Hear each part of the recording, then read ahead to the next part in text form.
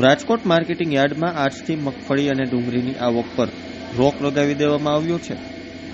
ગઈકાલે માર્કેટિંગ યાર્ડમાં મગફળી ડુંગળીની રેકોર્ડ બ્રેક આવક થઈ હતી. ત્યારે રાજકોટ માર્કેટિંગ યાર્ડમાં સોયાબીન, કપાસ અને ઘઉંની આવક થઈ હતી. રાજકોટ માર્કેટિંગ યાર્ડમાં કપાસનો ભાવ ખેડૂતોને સારો એવો મળી રહ્યો છે અને યાર્ડમાં કપાસની મકલબ આવક જોવા મળી રહી છે.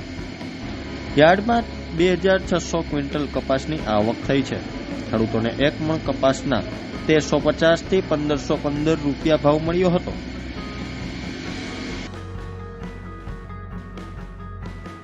રાજકોટ માર્કેટિંગ યાર્ડમાં મગફળીની ગઈકાલે સૌથી વધારે આવક જોવા મળી હતી.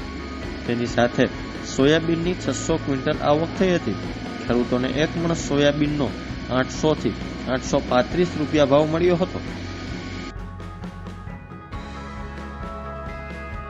રાજકોટ માર્કેટિંગ યાર્ડમાં ટુકડા ઘઉંની આવક 750 ક્વિન્ટલ અને લોકવન ઘઉંની આવક 110 ક્વિન્ટલ થઈ છે.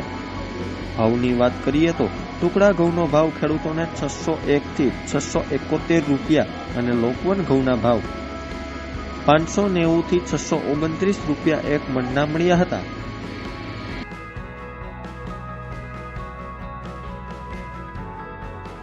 શાકભાજીની વાત કરીએ તો યાર્ડમાં અત્યારે સૌથી વધારે બટેકા અને ટમેટાની આવક જોવા મળી રહી છે.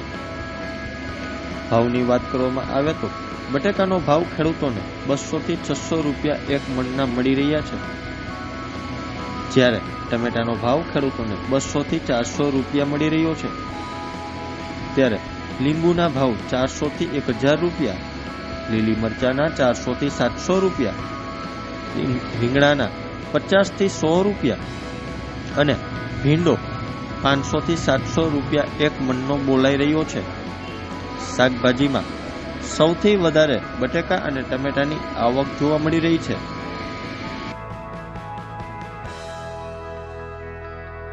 રાજકોટ માર્કેટિંગ યાર્ડમાં ખેડૂતોને પૂરતા પ્રમાણમાં ભાવ મળતા હોવાથી માત્ર રાજકોટના જ નહીં પણ રાજકોટ આસપાસના ગામો અને શહેરોમાંથી ખેડૂતો પોતાનો માલ લઈને વેચવા માટે આવે છે.